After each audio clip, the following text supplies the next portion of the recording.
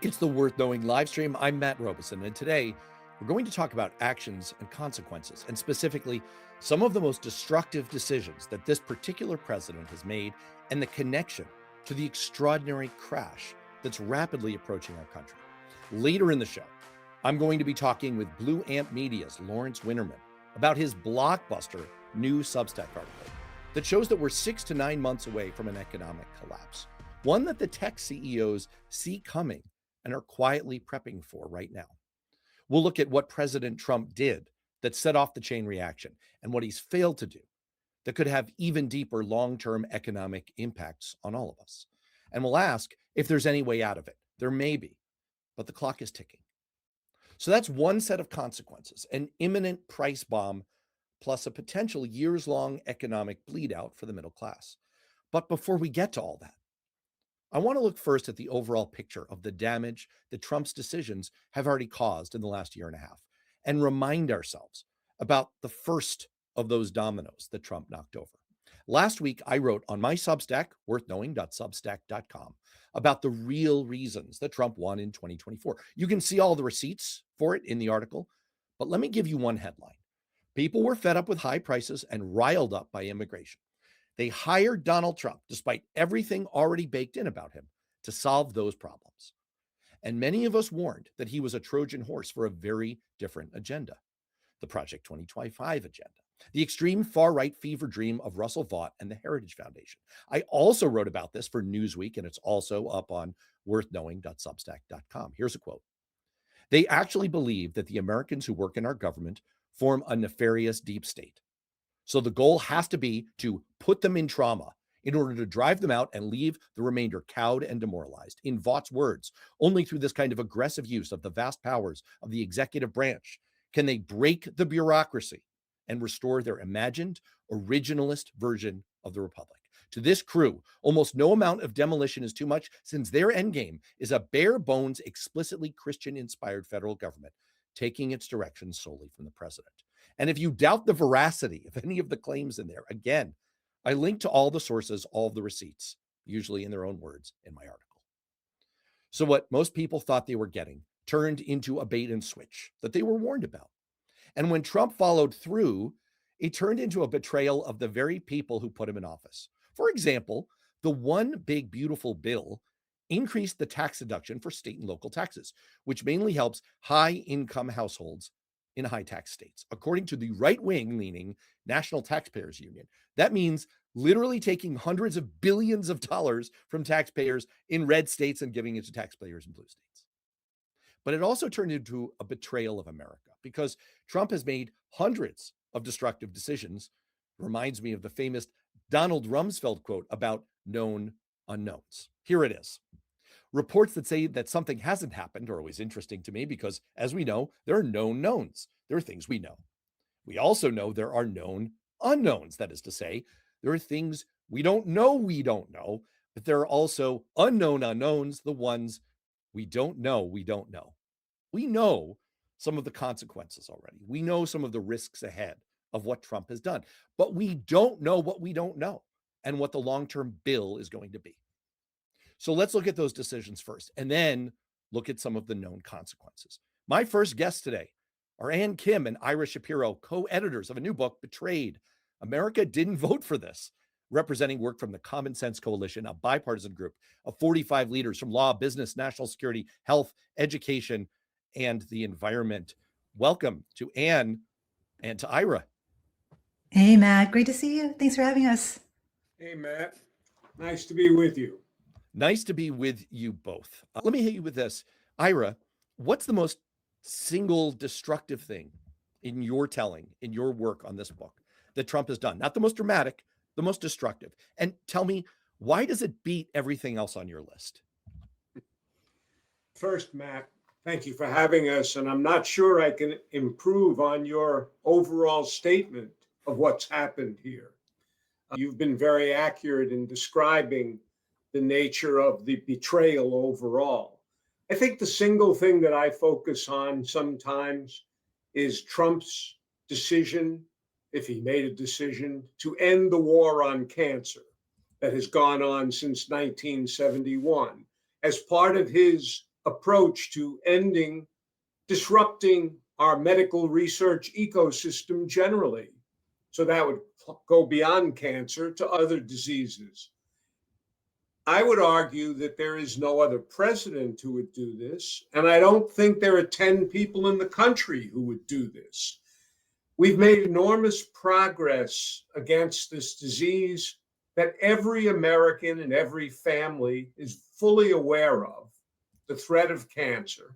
We all live with it. We've made enormous progress since 1971. There's still much to do. And yet Trump and his RFK Jr. and Vogt come along and say, we're going to use federal research funds as a way of coercing universities to treat people differently, be less woke, less anti-Semitism, whatever. And the consequences of this and the shutting off of grants and clinical trials are far lasting for our public health, but also for our economy.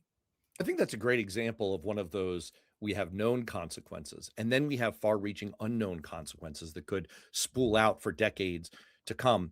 I always like to ask authors, I've asked you when you've been on with me before for your many wonderful books, talk to me about a surprise that you found in looking at the work of this very diverse coalition, 45 people who contributed to this book that you co-edited. What's something that's going to surprise readers that they never knew happened, or that they knew about but forgot, maybe got buried under the weight of all the other stuff that Trump did? Yeah, we have been barraged with so much stuff happening every single day. It's hard to remember that it really wasn't that long ago that DOGE happened. And the massacre of federal employees from all these agencies has happened. But that is one of those things that I think is going to have very long-term impacts. And we're actually beginning to see the consequences now. We've seen some coverage from the New York Times lately about the exodus of lawyers. 1 out of 5 lawyers has left federal agencies. And the ones who are remaining and the ones who are being recruited are not nearly as competent or as trusted. Judges are beginning to question their judgment. A lot of government lawyers are held to a higher standard and they're failing the bar. This is going to be something that reverberates for generations because citizens are losing trust in the ability of the government to be fair, in the ability of government to be competent, and the ability of government to look out for ordinary citizens' interests. That is not something that can be rebuilt, especially when the baseline for government trust was already low when the Trump administration came in. I think we're just going to see much more of that damage lasting for a very long time. I want to pick up on a thread that's appearing in the chat live right now with everyone in the audience, and hello to all of you too. And what people are picking up on is new revelations came to light over the weekend, allegations that Elon Musk may have told one of his, what's the polite term for this? Paramours, baby mamas? I know there's a PC term for it. I just don't know what it is. That he tampered with the 2024 election. I can't comment on that. I don't know what the evidence says. I'm always leery of this kind of allegation. But talk to me a little bit, Ira, if you would. Did you do work in the course of this book on elections, on democracy, on protection of our system to sustain itself going forward, and the damage Trump might have done to that, regardless of whether there was tampering with the 2024 election? Yes, absolutely, Matt. We have a very strong chapter on Trump's kind of obsession with undermining our elections. What's interesting, Trump not only is against the elections and calls them rigged when he loses them, he's actually attacked elections that he's won. He's attacked elections that he wasn't involved in. Long term, he has attempted to undermine public confidence in the elections, and he's been quite successful in doing so. And the reason he's been successful, and this was a theme in one of my earlier books, he's been successful because the Republican Party not only has gone along with it, but when they had the chance to stop his claim of election rigging, stop the steal in 2020, they refused to acknowledge that Joe Biden had won the election. And so Trump's claims that the election was stolen swept like prairie fire across the country for 5 long weeks and led directly, I believe, to the people that came to the Capitol on January 6th, who thought, for whatever reason, thought because their president had told them that the election was not on the level. So yes, he's done that damage, and we have to be concerned about what he's going to continue to do as the 2026 elections approach, and he's not doing well in the polls. Speaking of unknown unknowns, and I want to put you in the way back machine for just a second. It's coming up on 20 years since you and I worked on Capitol Hill together. Oh gosh, you're so much better preserved than I am. It's not even funny. We're both mature. Mature, that's what I was looking Yeah. for. Highly mature. It's always wonderful to be on screen with Anne, since I'm old enough indeed to be her father. There you go. I'm older than you think, Ira. All right, look, you're all young except me, okay? I have the final word on this as the host. Talk to me a little bit. We used to do an exercise on the Hill where we'd kibitz, we'd gossip, we'd say things plainly to one another that you wouldn't say in the presence of the members of Congress, or certainly not in public. You are co-editing a volume here that represents work from insiders, people who are both Republicans and Democrats who've been within the government. Can you tell us anything that people are saying privately to one another and to you that they maybe won't say publicly? You can do it without attribution. That's a really good question. I think one thing I would bring up is that the larger coalition is actually larger than the names that are on this book. And one of the consequences of the Trump administration is a chilling effect, a fear. People don't say in public what they say in private. And there is a lot of apprehension actually about going forward with this book publicly, because some of the names, if you go through some of the names, there are some fairly prominent folks who in some cases are stepping forward for the first time in a while. And everyone I think involved is cognizant of the potential risks. So if there's any conversation privately, it was actually about that. What are the risks of coming forward now? Especially when you have a Justice Department that's become very politicized, very weaponized, and obviously isn't hesitant at all to go after private citizens. Look what happened this week with Eugene Carroll. This was a civil lawsuit, right, that involved President Trump and Eugene Carroll, yet the government is using its full power to go after her. She's 82 years old. So this administration is ruthless and not stopping at anything. And so that is something that I would raise. Matt, if I could just add to that, and I think Anne puts it well, but when we first listed our table of contents and thought about it, we were going to start with the economy, because everyone knows the economy matters to everyone, and it's an important issue in any election, certainly. As we rethought it, we put the assault on the rule of law first. It's the connecting thread that carries through everything Donald Trump and his administration have done, is a contempt for the law. And that's something that affects not only how you do business, but it affects your private and personal freedom. And as Anne said, not only it was obviously it's a question for the people that joined us and whether they were going to come forward, but in the course of building the coalition, I spoke to about 130 former colleagues, and many of them said to me, Ira, I agree with you about the authoritarian direction of this government, but you don't have an institution you're worried about protecting. I'm worried about my law firm. I'm worried about my university. I'm worried about my company. So I'll keep my distance. And the truth of the matter is that history teaches us that authoritarianism flourishes because of the failure of the elites to stand up. And that's something to be quite concerned about. And the fact is, their concerns are quite legitimate, given what's happened to Harvard and other universities, or CBS, et cetera. Let me follow up on that, because it sounds from what you're saying like a lot of people in these positions of power are thinking to themselves, I'm going to bide my time. I'm going to wait this out, keep my head down, wait till it blows over, and then we'll get it back. We'll come back to the norm, as it were. Do you think, in looking at all of the damage over the last year and a half comprehensively, did you ever have a moment looking at one of these where you said, this is one we can't walk back? We have a lot of moments like that. It seemed to me that and what motivated Anne and I and the others was a sense that this was an enormous moment of American history. It's unprecedented, different than the previous 249 years. You don't want to miss this moment. So we didn't want to miss it, and other people will make their own decisions as to what they do or don't do. Matt, if I Go can ahead. speak to that point about what's irreversible, I mean, we've alluded to some of those things already. I would add to that, is our civil discourse ever going to go back to normalcy? Is it going to even resemble what it was like 20 years ago when you and I were on the Hill? I worked for a member from Tennessee back when that delegation was bipartisan, right?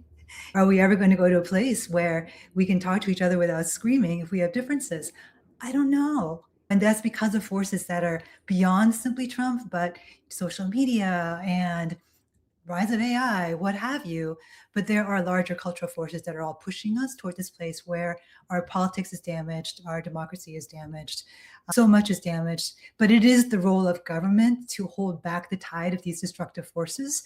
But this particular administration is going along, not only going along with the tide, but whipping up mixing metaphors here, but whipping up the flames and making things much worse than it could be for all of us. I try to keep two ideas in my mind at the same time, which is America's problems didn't start with Donald Trump. We've had a very bad 21st century. We had a terrible 21st century before Donald Trump came down the escalator. At the same time, he is a uniquely destructive force. And the combination of institutions that were weakening and rotting away, then comes somebody to come throw a hard punch at them. And we find that the institutions are not strong enough to withstand it. And I'm particularly, of course, thinking about Capitol Hill and the congressional Republicans, Senate Republicans. But I'm also talking about the media and other institutions that have weakened over time. So Trump didn't start it, but he is a unique threat. It does seem like some of the chaos, the destruction, the failure is beginning to rack up in the American mind. And you chose a very provocative lead word for the book, betrayed. And let me just splash it back up here. Is that what you think is motivating the growing mass of former Trump voters who not only say that they regret their vote, but are actively saying they wish they had a chance to see him impeached? And by the way, the proportion of Trump voters who now say both of those things is equal. It's just over 20%. About 20% of 2024 Trump voters say they regret their vote, and about 20% of 2024 Trump voters say they wish they could see him impeached. Do you think that there is a sense of betrayal that's driving this, or why do you think so many of these voters regret their vote? Look, I'm sorry, go ahead, Ira. You want to go ahead? No, go ahead, Ann. We chose the word betrayed. Now, betrayed is a very strong word, right? It's very evocative. It's very emotional. It's also deliberate on our part. And I think actually, Matt, you articulated it well when you said Trump came into power promising two things to his supporters, right? That he would lower prices on day one and not get us involved in wars. And he's broken both of those promises. And one thing that Trump has done with his supporters is really build a very strong personal, emotional connection with the people who are in his fold. And breaking those promises probably did have a very visceral impact on some of these voters who really felt like they had this very close emotional, personal tie. And they probably do feel betrayed. Maybe some are disillusioned or disappointed, the more squishy Trump voters. For those of us who knew what was coming, betrayal is something different. It is also about the betrayal of fundamental principles and values that hold up our nation. So we chose that word betrayed because it has different contexts for different audiences. For Trump voters, yeah, it's emotional, it's visceral, it's literal. And for the nation as a whole, it is about this larger betrayal of what's going on. I want to add one other distinction. We've all had presidents on both sides of the aisle who have disappointed us from time to time. But I never had a doubt that those presidents were trying to do what they thought was best for the country. And what the Trump presidency is different because it is a presidency that is mainly focused on the revenge tour against his enemies, self-glorification, greed. This is not somebody who is just going to fail the American people despite his best efforts. This is somebody who is essentially using the presidency for the benefit of himself and his family and his wealthiest supporters. And so as people grasp that, they might say, I thought I was making a reasonable decision, but he's betrayed me. This is not the presidency that I thought I was going to get. You referenced a moment ago people starting to grasp the scale of the betrayal of both the country and themselves and their own financial interests. And I can't help once again splashing this up on the screen. The National Taxpayers Union, people. This is not some snowflake liberal organization. These are right-wing people, and they're pointing this out, that essentially the only major legislative accomplishment that Donald Trump has had is to transfer hundreds of billions of dollars from red states to blue states. Well done. But you were talking about, as people start to grasp that kind of a reality, the realization that sets in, and then there's sort of an ellipsis that follows from that, Ira. What do you want this book to accomplish? What do you want people to do having read this book? We want people to do everything that they can, and everybody can contribute in their own way to that effort, to stop the damage to the country, to reject this presidency.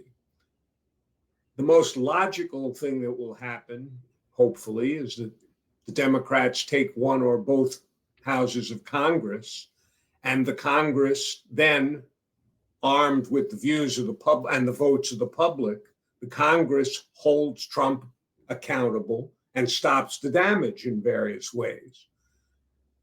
I think it's important that there is a national reckoning that the elevating of Donald Trump to the presidency a second time was a terrible mistake.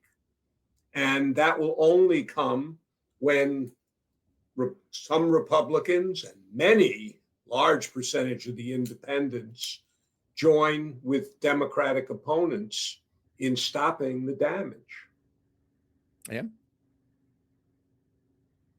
And I would add to that citizen voice counts. Look what happened with the slush fund, right? The $1.776 billion slush fund. He backed down on that. And why? Because enough citizens got angry enough to tell their representatives in Congress, people and senators, that it is not just corrupt, but it is the worst use of taxpayer dollars ever. And he's backed down. He backed down. It is doable. I want to point out this comment from the wonderfully handled "Spare me from morons." Yes, indeed, from your lips to God's ears, who asks, how can the institutional damage be repaired? I think that's rhetorical. The global impact will take years to return to any sort of trust. And I want to build off of that. And I'll just quickly say that there's been a lot of back and forth in the chats. Some of it is about, hey, where can you find this chat? And it apparently is quite robust in the landscape view on YouTube right now, a little less so on the portrait view. So that's where you can find the chat if you want to participate. But I want to build off of that and talk a little bit about a sidebar, Anne, that you and I had right before we got on the air. And I was having a very biblically inspired conversation this morning about the way people misread original sin. Original sin, people, has nothing to do with sex. See, I made this a sexy podcast. Original sin has nothing to do with sex. It has to do with tasting from the tree of knowledge. learning the knowledge of what good and evil is and what you can do, what is possible. The state in the Garden of Eden was you just didn't know all the bad things that you could get up to. And that's what the temptation was, that once you know that you can do those things, it becomes sort of inevitable. It becomes too hard to resist. That's my worry.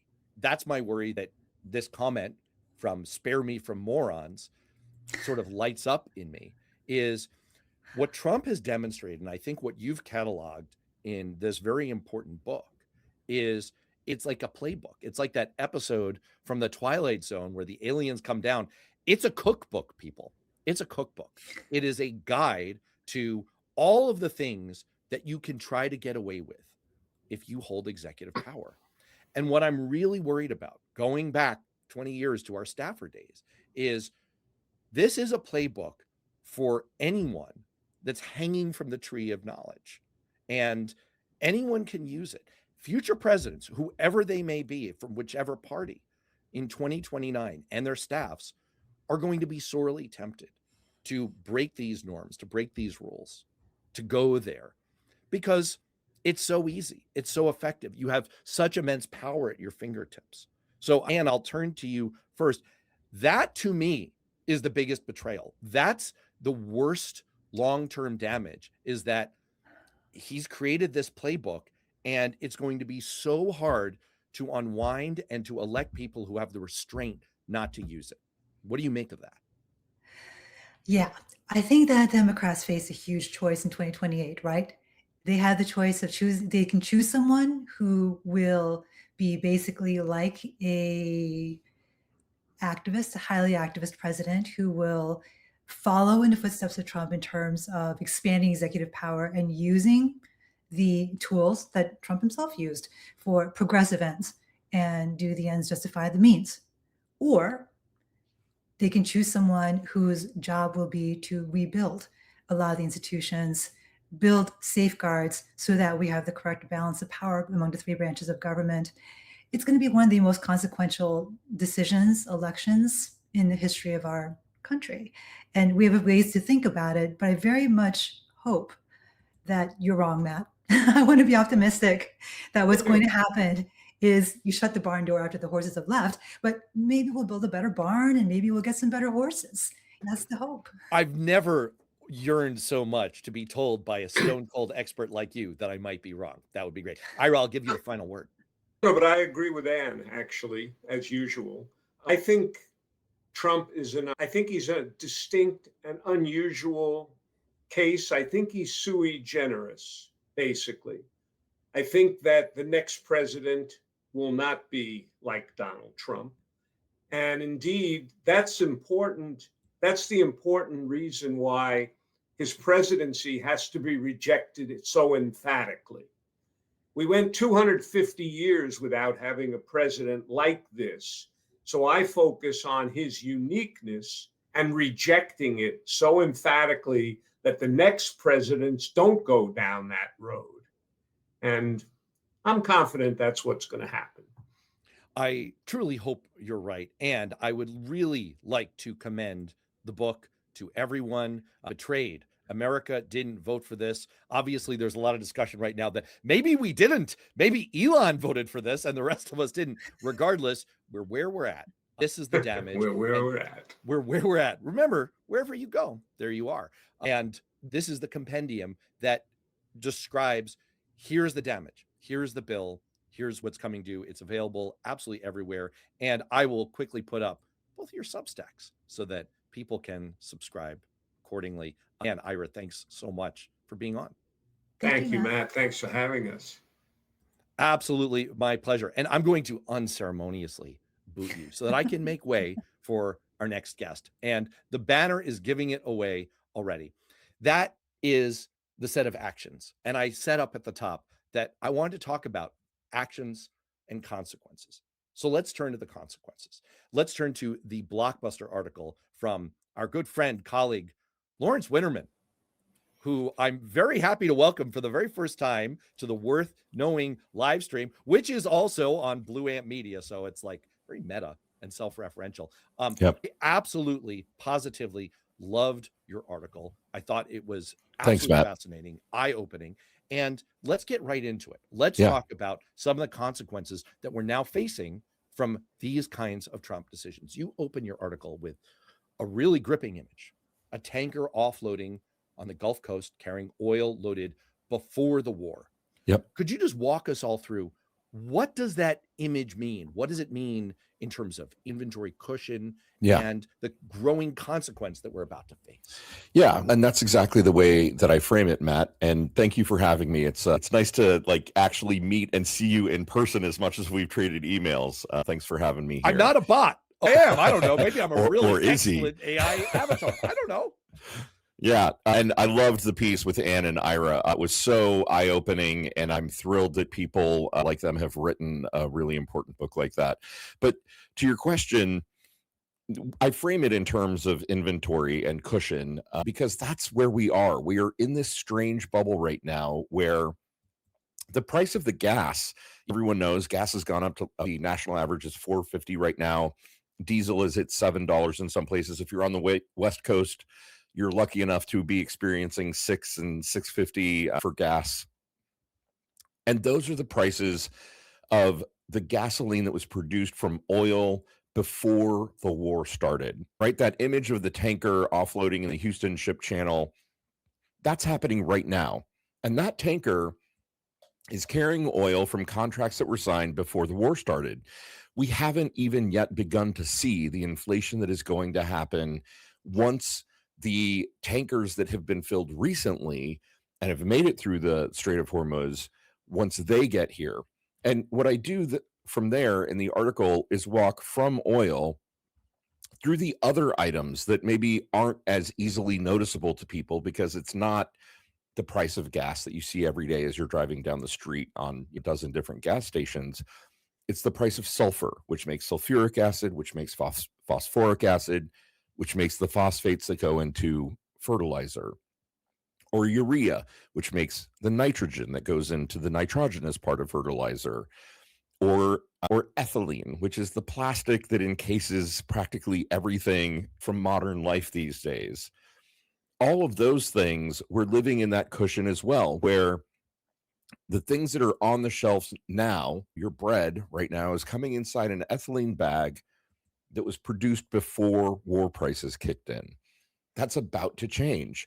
And the timeline that I lay out is from here through August, September, October timeframe. That's when the new prices are going to start to hit. The food that's in the ground now, that is this year's crops, was planted with fertilizer and materials that were purchased at pre-war prices. As we move into the winter and into 2027, we're going to start seeing the harvest from this year roll into prices for next year. There are multiple ways in which the shock of what inflation is really going to do hasn't hit us yet.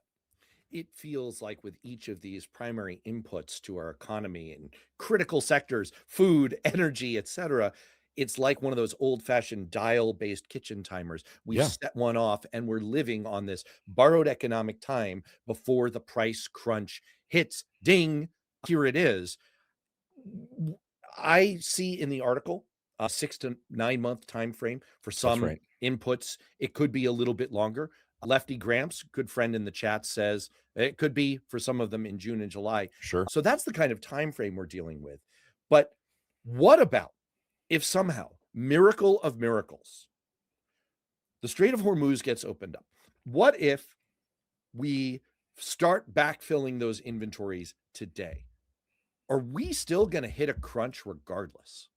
Absolutely. Yeah. The thing that I think people aren't really taking into account is the Strait of Hormuz could miraculously open tomorrow. It ain't gonna, because so far he's proven absolutely incapable of striking a deal that opens it. But even if it somehow miraculously did, we wouldn't automatically go back to pre-war prices because things have fundamentally changed in the Strait of Hormuz. For example, what most people don't realize is that each giant tanker that goes through the Strait of Hormuz is required to carry insurance on its cargo.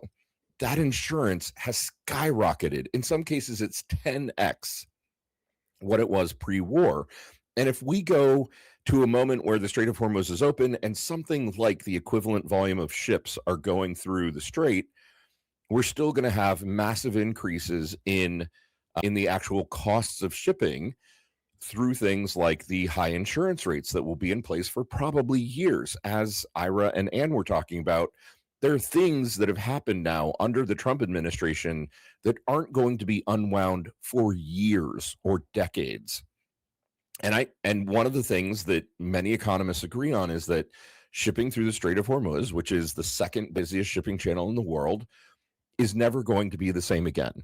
It has fundamentally changed because Trump and the ill-advised Iran war have effed it up in a way that it's going to be unfixable, at least for a very long time. Right, in the form of higher insurance rates, Yep. shipping logistics and difficulty. It's like we're all going to pay a long-term stupidity tax. And Yep. yes, I want to address That's a one of the great way things of that came saying up it, a in the chat. stupidity tax. Long-term stupidity tax. There you go. You can copyright it, but please don't attach my name to it. I mean, my gosh. And this bot would like to say, look, I don't like to diss people in the chats. Like Cliff is much bolder about this kind of thing. I'm a real live and let live kind of guy. You know how they say when you're a student in elementary school, there are no stupid questions? This is a stupid point. This is a stupid question. I guess you blame President Trump. Yes, as Left Yeah. Graham says. Let me say to 7587 ERC, whatever, I do. Yes, correct. You have correctly identified my point. Bingo. I blame President Trump. Good. Ta-da. Who else started this? And that the only reason I'm belaboring it is to say this is what I wanted to get to: actions, consequences. Yeah. But that's not really what your article is about. What your article is isn't. about is actually something a lot deeper. And I referenced earlier the Donald Rumsfeld known knowns, known unknowns. What you just described was a known. It's not talked about nearly Right. enough. We haven't baked into our consciousness nearly enough the fact that this bill is coming due. It's hitting all of us. The same way that Trump's tariff bill hit all of us and it's spooled out over the course of a year. This bill is coming due. But now I want to get to some of the known unknowns. Yeah. And you hit a portion of your article. It's really interesting, really well done. Again, I commend it to absolutely everyone about the tech CEOs and what they're doing right now and what it means. Could you just walk us through that?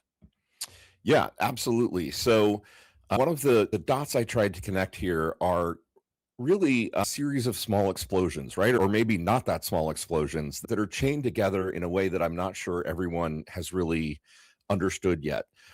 And part of that is obviously the economy has taken a hit from Trump's decisions, the tariffs, the war, all of it. If you look at the actual numbers, we are in a recession right now. If you take out the $650 billion of AI spending, tech spending that's happening on building out these AI data centers, right? So $650 billion propping up the economy that kind of artificially shows it not being in a recession. If you take that money out, we are at zero growth right now. We are clearly in a recession for every other type of spending in the American economy at the moment. And the thing that is creepy about this AI data center build out money is that it's the thing that's artificially propping up the numbers now.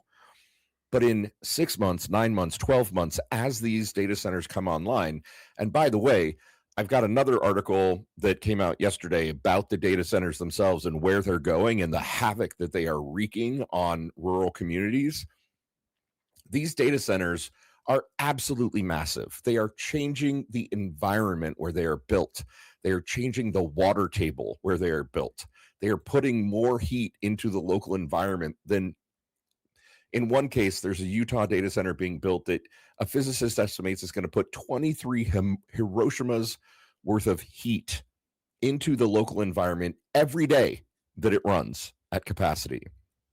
But the interesting thing is, as these data centers come online, these are the data centers that are going to run Claude, Opus 4.8, which just came out, and 4.9, which is coming next, the latest versions of GPT, ChatGPT 5.5 and 5.6 and 5.7.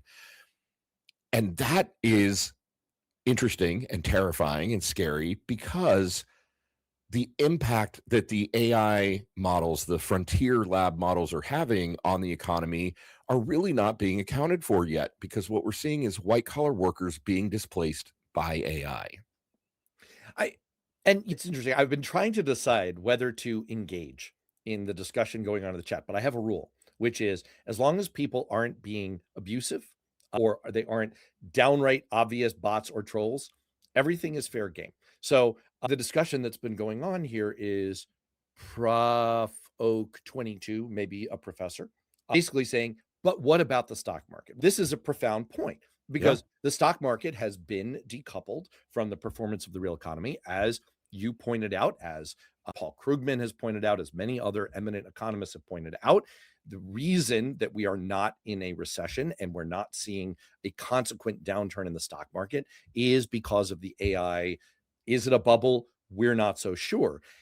The only thing I'll say is, so that is, it is a bubble. Okay. So that is what's happening. That's why the stock market is not following on the real economy. And many people have also pointed out in the chat that there's a real divergence there. We know this. I think the interesting thing that you included in the article that gets to the tech CEOs is, how would you feel if you're in a plane and the pilot straps on a parachute and jumps out? Right. That's essentially what you catalog happening right now in the stock market and in the real economy. Walk us through that part of it. Yeah, absolutely. So again, this spending on infrastructure is part of what is driving up the value of the big tech stocks right now, like Nvidia, Microsoft, Amazon. It's not just the Magnificent Seven, which has traditionally been Facebook, Amazon, Apple, Microsoft. This is including the AI companies now, like OpenAI and Anthropic, NVIDIA, which makes the GPU chips that run most of these data centers. Side note, my next article is going to be about how SpaceX and OpenAI and Anthropic are all filing for IPOs here within the next couple of months. And the estimated value of the money that is going to be created when those three companies IPO is in the $3 to $4 trillion range. We have $3 trillion companies that are about to IPO, which has literally never happened before in the stock market. And if people want to read about that and the consequences of it, here's where they can find it. Go on, please. Yeah. But part of what's happening with this current spend is the stock market is looking at this and saying, oh, great, these guys have a plan. They're investing all of this money in actual tangible hardware that's going to run all of these frontier models, which is the latest versions of the greatest AI compute models that they've got. And that's going to bring so much untold benefit to us, right? It's going to allow these companies, all companies, right, to streamline and to downsize and to cost cut, because what you're investing in compute is in the logic of Wall Street. And I'm not saying this is real logic, but in the logic of Wall Street, it is always going to cost less than actual people who are messy and require things like healthcare and days off and that kind of thing. So part of what we've started to see is AI getting the blame legitimately for a lot of the layoffs that are happening in white collar America. And the very, I think, logical, predictable, obvious thing that's going to happen next is we're going to hit a real downturn. The recession is going to become apparent. All American companies at some level are going to say, here's my cat. Give me your kitty. They're all going to say, oh, hey, we've got it handled. We have Microsoft's latest version of Copilot, right? We have Claude Anthropic. We have whatever jumping in to help the people that we've got left manage the business. But what I predict is going to happen is those jobs will never come back. The data center build out will at some point wind down. And what you'll have is the move towards more and more AI in the workplace and white collar jobs getting leaner and more of them disappearing, more people being asked to do more work with less bodies, with less equipment and time, on the hope that AI is going to basically replace white collar workers. And I'll stop here to give you a chance to say something, but I want to end on this point. Mohammed Suleiman, who is the CEO of Microsoft AI, said in February on the record, put his name on it and his face on it and everything, said out loud to humans that he thinks within 12 to 18 months from February, AI models will be advanced enough that they can replace literally every white collar job in America. Matt, that is 93 million jobs. Do you know what we call it when 93 million people lose their jobs? I don't either, because it's never happened before. That's bad. I'm going really bad. I would start with really bad. So much to unpack in what you just said. And I will make a quick reference to, I think you've already covered the territory where I was going to go next, which is what Derek Thompson just wrote on his Substack, which he titled The AI Boom Has Entered Its Wait, is this worth it phase? And what he's questioning is how much of those productivity gains are real. There's a lot of evidence that companies are finding this is mostly bullshit. This isn't making us any more productive. We're spending through tokens like we're drunken sailors, but it's not leading to profitability and shareholder value. And therefore, what are we doing here? So there's a possibility that the bubble pops faster. Maybe that ends up preserving some of those 93 million jobs. On the other hand, if the bubble pops, that's the only thing that's keeping us out of a current recession. Damned if you do, damned if you don't. And by the way, this hits very close to home for me because one of the things I'm grappling with right now, and I'm going to go ahead and splash up on the ticker my Substack because I'm literally writing this right now. And I was talking to Cliff about it over text just yesterday. I think Substack is about to hit one of these cliffs, no pun intended, I agree. in the next 12 months. The incoming AI melange of hybridized, I don't want to step on my own article, hybridized, it's like the Terminator. The Terminator was a cyborg, was a machine skeleton with living tissue over the top. That's what a lot of Substack content is becoming. And those few of us who are trying to be holdouts, completely AI free, and I am 99.9% free, but I'm not pure. I'm not pure anymore. I actually broke my own rule. And I talk about this in the article during my writing of a Newsweek article last year. Those of us who are trying to keep up the firewall are fighting a losing rearguard action. And I think there's a substantial risk that Substack is going to collapse because the whole middle is going to hollow out. People who are not in the absolute top tier, Cliff Schechter, Heather Cox Richardson, Joyce Vance tier of writers are going to find it impossible to compete with all this. That's coming for everyone who's in this space and who enjoys this kind of output. So I hope people will subscribe to hear more about that. I'm going to turn that soliloquy into a question, I promise, unless you want to jump in on it. The thing that I would say, Matt, to augment that is what I think a lot of people don't see if they are not inside corporate America right now. And I worked in corporate America for 25 years until my job went away from the early bow shock of AI coming in.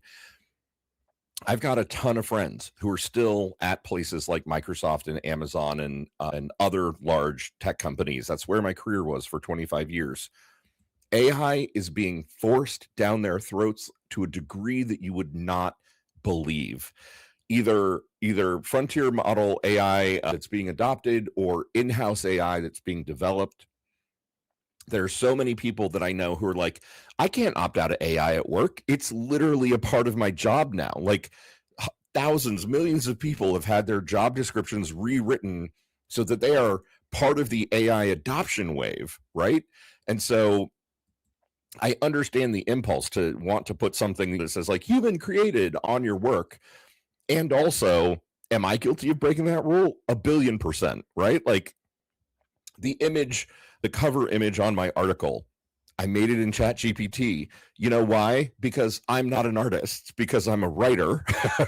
Same. I should draw a distinction here. I don't let AI write anything that's coming out of my lips or my fingertips. I am not an artist either. And I reveal this in the article. I went to summer school in high school for art because it was a required element of graduation. And back I in the wanted day to graduate high school. No one wants to see my visual art. I do want to address, though, in the course of this conversation, another comment from Prof. Oak 22. It's a provocative point, and I think it's a fair point. There is a case that AI will make jobs. There is a case that, much like Microsoft Excel didn't make CPAs obsolete 30 years ago. It actually enhanced what they do, and it increased the demand for the expertise they bring. It just gave them more tools at their disposal and allowed them to have more impactful outputs. It's possible.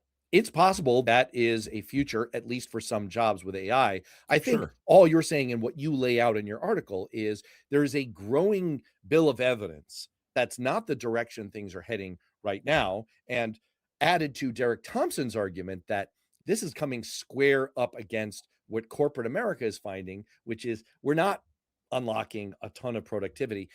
And speaking of productivity, I want to talk about the productivity gap because that's another really fascinating element of your article here, that Yeah. we're seeing a productivity decoupling. This is something that I studied as a young econ student. Talk us through this is a very technical sounding thing. Economics bores the ever living shit out of people. So I don't want to do that to people, but give me sort of the 101 version of why we should care about productivity decoupling.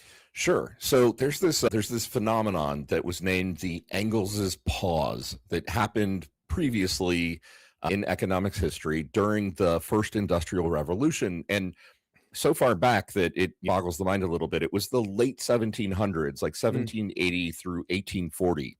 It lasted 60 years. And what happened during that time, during this first wave of industrialization and mechanization, was that productivity rose overall 42%. Wages only rose 12% during that time. So work was decoupled from wage. So it was called a productivity decoupling, as you just said. And the point here, I think the bigger point that I'm trying to make, maybe the crux of the article, is if this is about to happen to us, one, no one has really advertised that in a way that I think many people understand. Two, we have the worst people in the world in charge. Think of the clown car of leadership that we've got in our government and in big tech right now, like the worst people in the world that you would want to be trying to smooth this over and figure out something really complex. And three, the point here is, did industrialization create other jobs and create new kinds of jobs? Absolutely. The middle class jobs I'm talking about were part of the things that got created during industrialization. But think about the hand loom, the woman who made fabric by hand looming it. I shouldn't just say woman, like men did this too back in the day. It was a really tough, sweaty job. Lots of people did it. The mechanical loom came along, and ultimately, did the mechanical loom result in more jobs in fabric making and clothes making? Sure.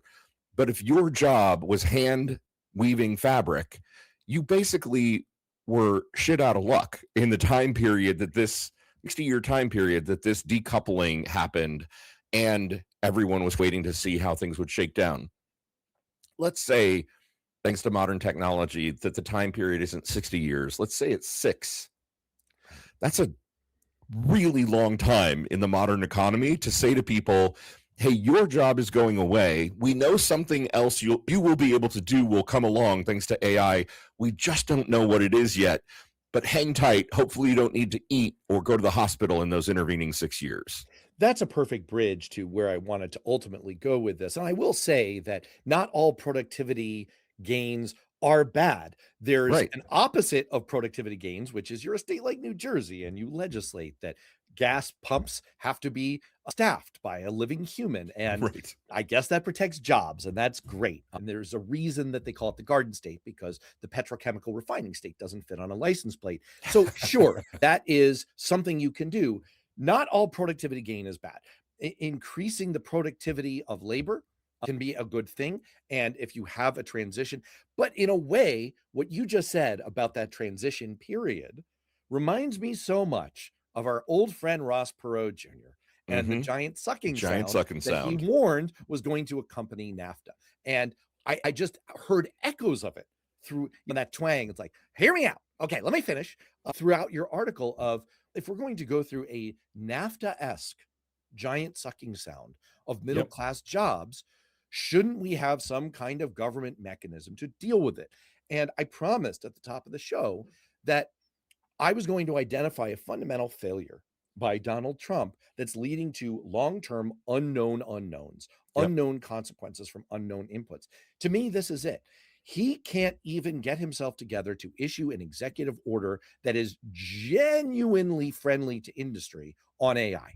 He can't even do that much, that minor step, let alone put any real mechanism in place or engage in a serious conversation with the legislative branch about what we should do to deal with the most potentially transformative technology we've ever had.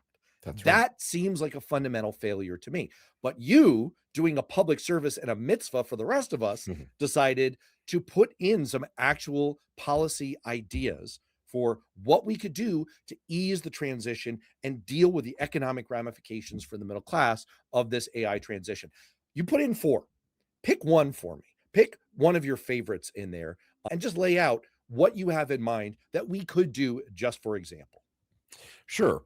So you mentioned tokens, right? The way that people pay for their intelligence units, basically, that they are buying with AI is through tokens. There's obviously a mechanism currently built in all the frontier models that allows them to keep track of how much compute power you're using and bill you appropriately for that. What if we put a tax onto the API calls that every token you spent required some fraction of a cent in a payment into a fund that helped to support the people who are going to be displaced through the implementation of this technology? We're currently talking about billions of dollars of compute time that are flowing into these companies and through these models. We could certainly get some revenue stream coming out of that for the public good. That's one. I talk about universal basic income, which has been talked about quite a bit. I got another article coming up soon that is going to really dig into universal basic income and does it work? Do we even have an understanding of what it would take? Elon recently proposed universal high income, which he neglected to He name. means high on ketamine. Right. Yeah, right. He meant he was high on ketamine. Exactly. He doesn't say what the number is, right? But if you lay it out, we're talking about literally trillions of dollars every year added to the US economy for something that amounts to a near poverty income for millions and millions of people. The bigger point that I'm trying to get to is there are ideas for solutions that could work. We don't know if they're going to work because we're not having real conversations. The actual smart people in the room aren't even in the room, and they are not having conversations about this. And I feel like we should maybe panic a little bit about the fact that this is all happening under, again, I say, the dumbest people the universe could have ever picked for us. Absolutely. And I do think that's the take home here. And I want to address, because there are some related comments in the chat as we look to start to wrap up here. Gimme 12 Horsemen. Gosh, I really love your handle. We've got some people rocking the awesome handles today. Says, saw ChatGPT solved a math problem in 80 minutes, which Jared Duker-Lichtman had been working on for 7 years. I can see a benefit there. Absolutely. And Absolutely. That is amazing. Going on about the increased productivity of capital. That's a real thing. There is no doubt that the standard of living in the world, and in the United States of America in particular, has risen substantially in recent decades because of technological inputs. Longtime listeners and viewers know that there is no greater evangelist for increasing technology through federal government investment than this guy. I wrote my whole thesis at Harvard in grad school about this.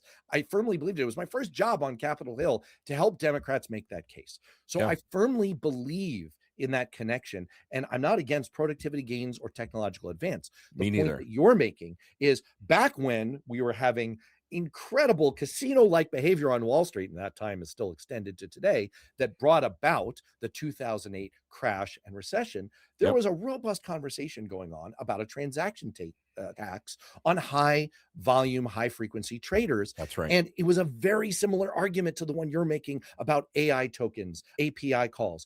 If this is imposing an externality, to put it in boring economics terms, a cost on the rest of us, we should assess a small tax on it that internalizes that externality and pays for the pain that some part of our society is going to incur because of that externality. That's really all you're saying, is there are people who are going to be displaced, and maybe it's on the way to productivity gains that will benefit all of us, but we should take some of that cost that they're going to bear, and we should all bear a tiny piece of it so that we can help them with their transition. That strikes me as a very profoundly smart idea. And your ultimate point here is, Maybe that's a bad idea. Maybe Bernie Sanders' idea is a bad idea. Maybe all of these ideas are too far left or not well thought through, or you could pick them apart if you got 10 smart economists in a room. Right. Absolutely. But your point is, we're not having the conversation. We're not having a real understanding informed by experts on Capitol Hill by our legislative branch, which is supposed to make the laws and set up the guardrails and set up the marketplace so that it functions on our behalf. And that is a fundamental failing that is in Donald Trump's doorstep. Wow, I said a lot. I'm going to give you, as my treasured guest, the final word. 100%, Matt. Exactly right. And extending that just a smidge further to say, and I'm worried that we're too late already, right? Like the point of the article is, when you look at the consequences of Donald Trump's war of choice in Iran and the beginning part of the article about prices and how we're living in this inventory cushion, it seems like maybe we have already entered the recession that is going to force us to confront all of these things simultaneously. And we're running out of time, folks. We need to have the conversation, and we're already late. I think that is the quintessential element that I go for on my Substack, worthknowing.substack.com, worth knowing with Matt Robison, and then I go for on this live stream. Not necessarily to have answers, but to ask the provocative, well-informed questions that you ask in your article. So I hope people will subscribe to Blue Ant Media. And of course, I've got on the bottom banner, see, I'm simultaneously shilling for both Substacks. It's like I'm amphibious. I can use both hands at the same time. I would like people to please subscribe to Blue M and subscribe to Worth Knowing with Matt Robison. And on that note, Lawrence, thanks so much for a really provocative, interesting, fascinating article. We've got another absolutely stone cold winner of an episode coming up next week. Really excited about it. A big Substacker who has quite a story to tell. Really looking forward to it. Also asking a very provocative question about what's going to happen as the baby boomers clough off the positions of leadership. Very deep and fundamental. So look, I'm really looking forward to that. In the meantime, over the next week, stay safe, be well. We'll see you soon. Thank you.